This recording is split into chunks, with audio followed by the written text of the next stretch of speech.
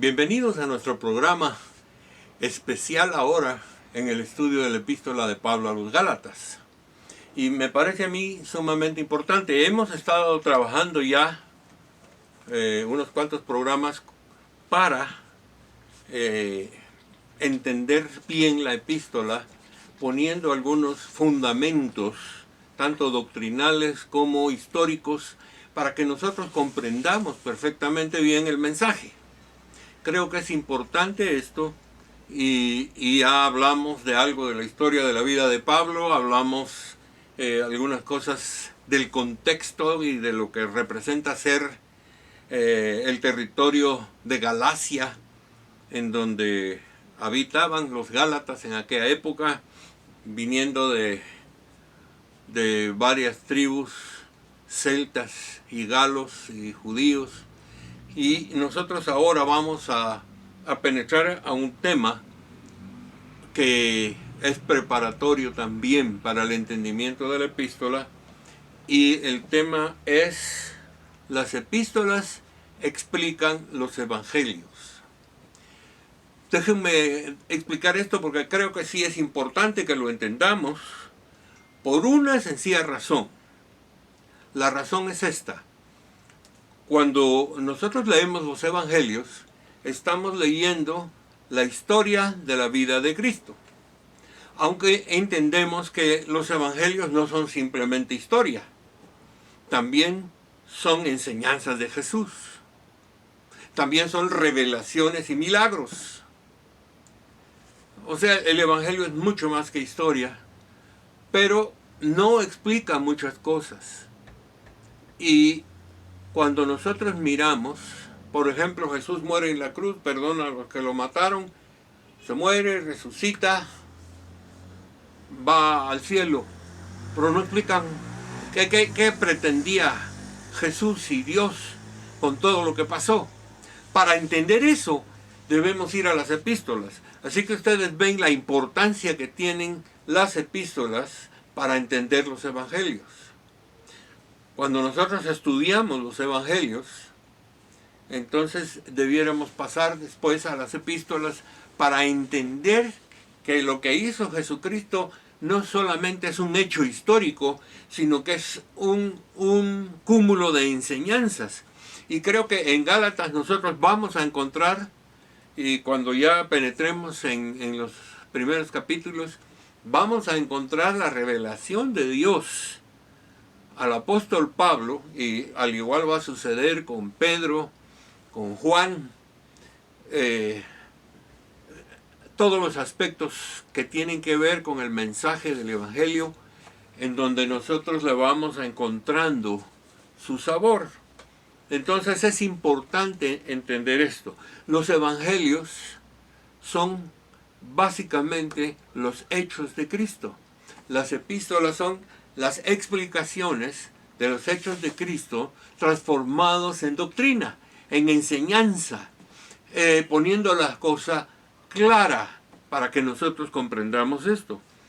Y de hecho, debo anticipar también de que la revelación que recibieron los que escribieron las epístolas es una revelación que expresa de manera muy concreta la obra que el Señor hizo por nosotros, y lo podemos entender. El entendimiento viene más a través de conocer lo que Cristo hizo y de saber las explicaciones que tenemos en las epístolas. Basados en eso, entonces debemos conocer que en las epístolas se nos ponen los aspectos fundamentales de la doctrina cristiana. Obviamente, en las enseñanzas de Jesús hay muchos elementos doctrinales y básicos de la voluntad de Dios para nosotros. Pero cuando nosotros nos enfrentamos directamente con las epístolas, debiéramos tener en mente en todo momento que la obra de Jesús tiene que ser explicada para que nosotros podamos comprender la grandeza de la obra que Él realizó en su vida, tanto desde su nacimiento hasta su ascensión a los cielos, y principalmente la obra de la cruz,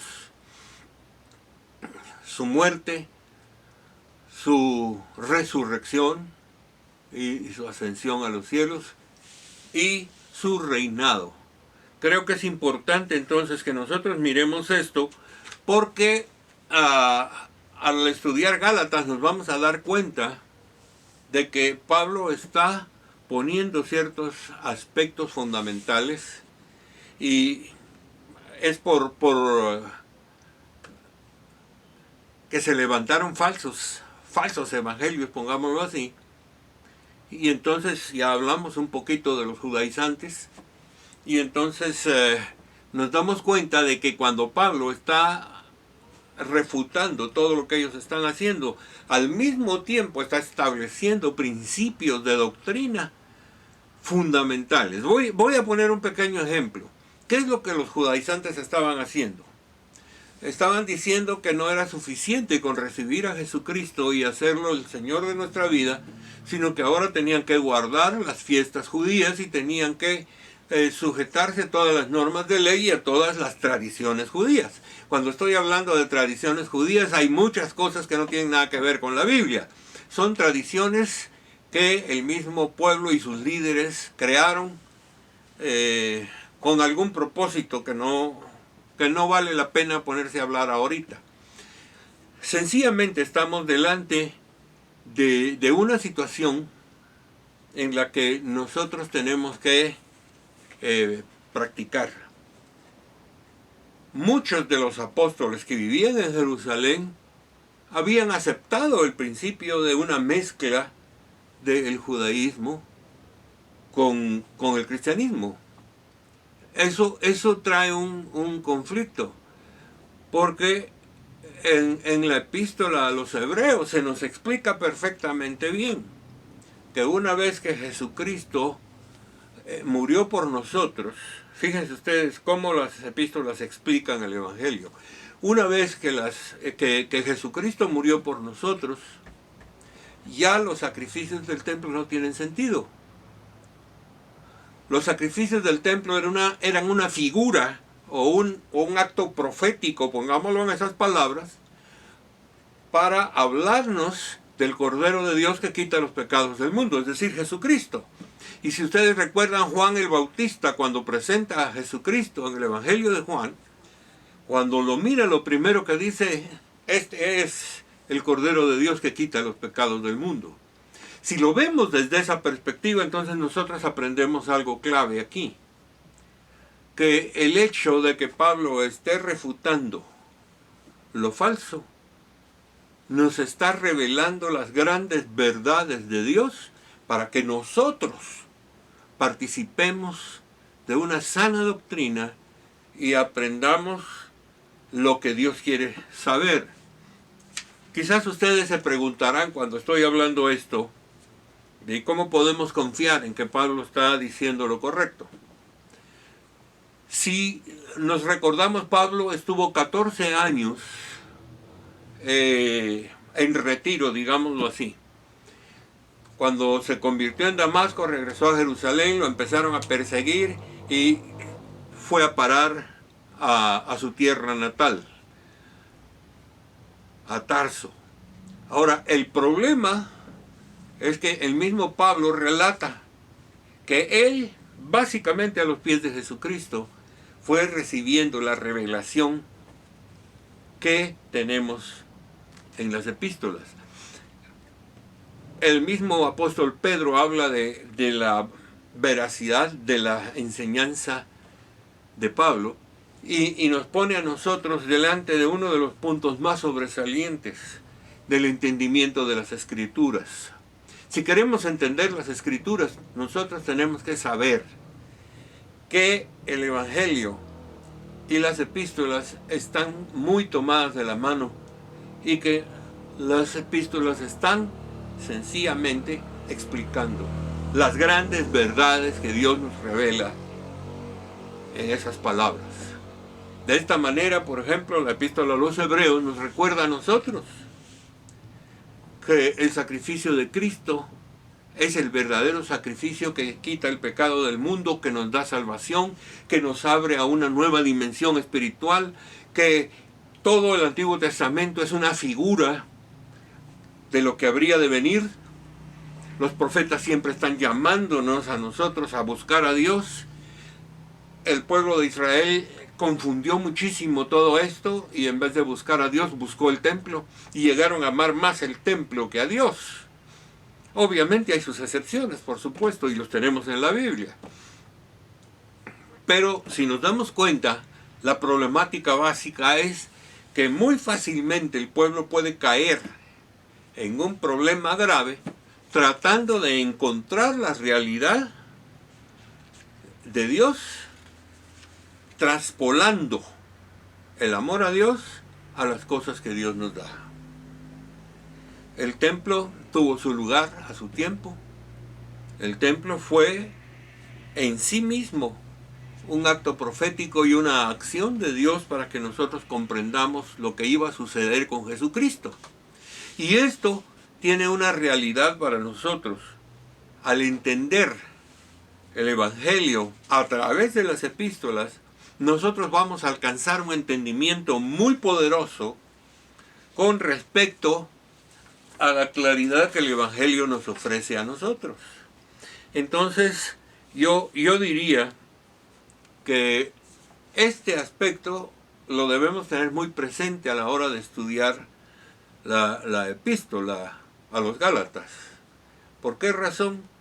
Porque nada de lo que enseña Pablo como doctrina, digámoslo en esas palabras, y aún su propio testimonio, nada de lo que ocurre está libre de pensar en los evangelios. Su misma conversión es un encuentro con el Jesús crucificado y resucitado. Todo esto está íntimamente ligado a la experiencia del apóstol con respecto a la situación de la obra de Cristo. Así que es fundamental que nosotros tengamos presentes los evangelios a la hora de estudiar la epístola. Y vamos a estar tratando de recordar algunos de los hechos de Cristo para que entendamos la explicación de una mejor manera. Muy bien, quiero tocar ahora un punto que es clave. ¿Cuándo se escribió la epístola a los Gálatas? Creo que es importante que sepamos la fecha porque es una de las primeras epístolas escritas por Pablo. Y creo que obedece a un problema interno que ocurrió dentro de la iglesia en sus primeros años. Muy bien, ¿qué es lo que motivó que Pablo escribiera su epístola a los Gálatas? Permítanme explicar esta parte porque esto es muy fuerte. En su primer viaje misionero, Pablo viajó hacia el lado de Galacia, precisamente, Bitinia, Galacia, Cilicia, pero principalmente las iglesias del sur de Galacia fueron las principales iglesias que Pablo fue fundando. De repente, Pablo, cuando regresa de su primer viaje misionero, se queda con Bernabé en Antioquía, dirigiendo la iglesia de Antioquía, que era una iglesia, aunque tenía judíos, era una iglesia fundamentalmente de gentiles, es decir, gente que no era judía. Entendiendo todo lo que Pablo había aprendido a los pies de Jesucristo, nosotros podemos comprender que su enseñanza estaba centrada en el mensaje del Evangelio de Jesucristo, dando un paso más allá del judaísmo. Como ya lo explicamos anteriormente, el plan de Dios es que todo el Antiguo Testamento sería una revelación progresiva hasta llegar a Jesucristo y el entendimiento de la obra de Jesucristo. Cuando hablo de revelación progresiva, estoy hablando de que Dios se ha ido manifestando paso a paso, poco a poco, porque el entendimiento de su palabra ha sido difícil para los seres humanos, a pesar de que Él la presenta de una manera sencilla.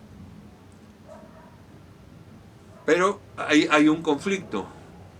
El conflicto es que se ha tratado de cumplir la palabra de Dios como que fuera una ley de un país en la que si nosotros no la cumplimos nos vamos presos. Dios puso la ley porque quería establecer algunos patrones claves de conducta en su pueblo. El hombre necesita conocer fundamentos de conducta para vivir socialmente en paz. Si uno transgrede los principios y los patrones que Dios establece en su palabra, entonces el problema es que vienen pleitos, vienen guerras, vienen odios, vienen un montón de crímenes. Nosotros nos vamos a topar con eso. Y estamos viviendo ese tipo de problemas en nuestras sociedades contemporáneas. Viendo esto, entonces nosotros nos encontramos con que, en tanto que Pablo estaba en Antioquía, algunos judíos convertidos al cristianismo, con tendencias judaizantes, empezaron a recorrer las iglesias que Pablo ya había fundado y probablemente algunas otras más. Incluso a donde estaba Pablo en Antioquía, llegaron y empezaron a hablar que si no se circuncidan no tienen la salvación, que si no guardan las fiestas no tienen la salvación. Y entonces Pablo se puso a pelear o a refutar, pongámoslo así, todo lo que ellos dijeron. Pero esto llevó a un gran conflicto. Y este conflicto cobró vida cuando Pablo solicitó una reunión con los líderes de la iglesia en Jerusalén, a lo que se le da el nombre del primer concilio de la iglesia cristiana. Este primer concilio ocurrió en el año 50 de nuestra era, y allí se discutió precisamente el problema de si los no judíos debieran circuncidarse y debieran guardar todas las fiestas judías y todas las tradiciones judías. Es evidente que ese concilio acordó que eso no era necesario. Y si ustedes recuerdan, en el libro de los Hechos de los Apóstoles, se nos habla a nosotros de que solo se abstuvieran de algunas cosas claves, como comer sangre, como relaciones sexuales ilícitas y algo semejante a eso, la idolatría. Pero es importante que nosotros recordemos que no hay una imposición. ¿De dónde salió eso? Siendo que aún algunos de los apóstoles, Santiago era muy famoso por ser muy estricto en cuanto a la ley del antiguo pacto, nosotros miramos que de repente hay un cambio muy radical. Incluso en ese concilio, Santiago habla de lo importante que en el antiguo pacto se habla del tabernáculo, precisamente del tabernáculo de David. En el Antiguo Testamento se habla del tabernáculo de David y él lo trae a colación al presente diciendo que ese tabernáculo ha sido restaurado y reconstruido en la persona de Jesucristo, porque Jesucristo es el tabernáculo de David, es decir, la presencia viva de Dios. Y no solo la presencia viva de Dios, sino que además de eso es el hombre perfecto que está entre nosotros. Es Dios con nosotros. Si nosotros lo vemos así, entonces aquí hay una perspectiva muy importante que brota en ese concilio. Y entonces el concilio envía una carta para que las iglesias los lean y se determine qué es lo que ellos quieren hacer. Y les da permiso a todos los cristianos para que no participen obligadamente de todas las cosas judaizantes.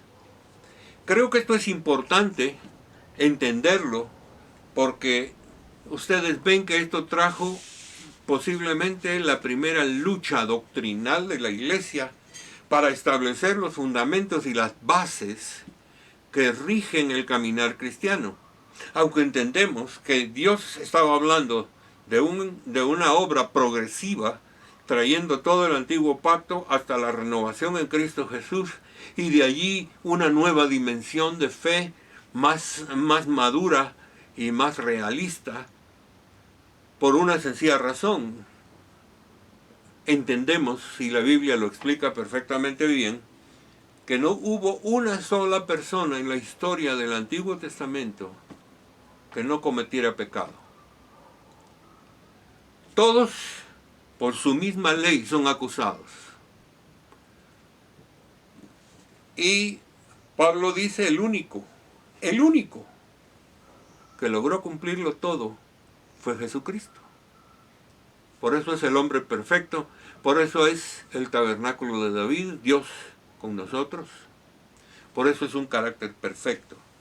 Básicamente, entonces, a raíz de este concilio, Pablo vuelve a visitar las iglesias para fortalecerlas. Obviamente, ya en este caso, va con Silas, que era profeta, literalmente la Biblia lo dice, y van para traer fortaleza y consolación al pueblo por medio de enseñarles la decisión del concilio y, por el otro lado, informarles y enseñarles lo que es correcto que hagamos como cristianos que somos. Ustedes se van a dar cuenta que lo que está pasando aquí no es simplemente el hecho de que Pablo escribió la carta a los Gálatas para enderezar lo que se estaba torciendo en las iglesias. Pablo también estaba confrontando a su gente con cosas que no eran correctas. Y creo que aquí nos contamos con algo bien significativo. Un poquito de tiempo después, según los expertos, la epístola a los tesalonicenses, la primera epístola fue escrita entre el año 51 y 53. Y la epístola a los Gálatas fue escrita en el año 53 después de Cristo. Es decir, después del concilio, después de que hay un acuerdo. Fíjense qué interesante, Pablo llega con los apóstoles del Nuevo Testamento y les plantea su doctrina. Y les plantea los milagros y todas las obras que Dios hizo en su ministerio. Y todos estuvieron de acuerdo con Pablo. Así que el respaldo a Pablo fue muy grande y obviamente los judaizantes fueron siendo retenidos para que no siguieran causando esa división. Hay algo que creo que debo decir. Hoy el movimiento judaizante volvió a brotar. Y ha habido un movimiento judaizante contemporáneo. Con lo cual nosotros también debemos ver que muchos cristianos han agarrado la tendencia de sentirse judíos. Algunos hasta se han cambiado el nombre y se ponen nombres hebreos, empiezan a saludarse en hebreo y llegan hasta el colmo de afirmar que no podemos utilizar el nombre Jesús porque así no se llamaba Yeshua, y que entonces si no decimos el nombre de Yeshua no estamos hablando de la misma persona. Es una tontería. No sé cómo llamarlo, si una estupidez o cualquier cosa de esas. No podemos entrar en esos pequeños y tontos detalles que traen destrucción. Por lo tanto, la epístola a los Gálatas tiene el propósito de botar completamente esas posiciones de mezclar la fe, dejando lo obsoleto juntamente con lo nuevo. Especialmente ustedes se recordarán, en la epístola a los Hebreos se nos explica muy bien, no hay una continuidad ya del sacerdocio levítico. Por lo tanto, toda la ley levítica queda descontinuada. No así los principios, pero sí la ley levítica queda descontinuada porque ya viene una nueva ley porque el Cordero de Dios ha sido sacrificado por nosotros y solo es una vez, no se le va a sacrificar muchas veces. Ese es el punto. Y entonces cuando hablamos de que esta epístola se escribió en el año 53, fue para que Pablo no solo le diera algo por escrito a las iglesias de Galacia y probablemente de otros lugares más, sino que al mismo tiempo está poniendo las bases para confrontar toda clase de doctrina falsa que llegue a la iglesia. Así que doy gracias por eso, estamos ya llegando a nuestro tiempo final, así que continuaremos con nuestro próximo programa. Esperamos que todo esto que estamos hablando les sirva a ustedes para un entendimiento poderoso de la epístola a los Gálatas. Que la bendición de Dios sea con ustedes siempre. Amén y amén.